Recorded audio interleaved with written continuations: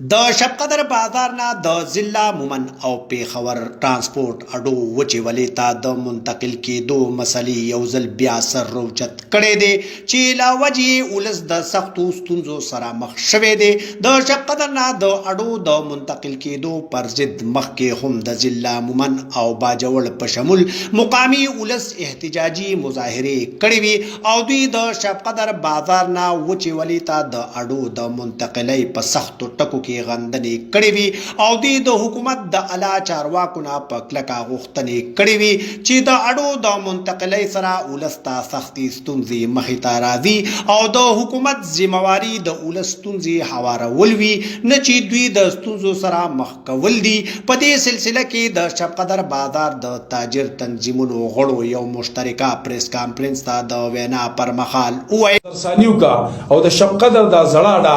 کم چې عوامو ته ډیره بې تکلیفه رسیده ده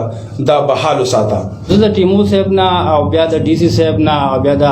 پېښور کمشنر صاحب نه بالکل دا مطالبت کوم چې دا چې کوم دی تاسو بالکل دا ځای دلته کې برقرار پرېږدئ چاته هم تکلیف نشته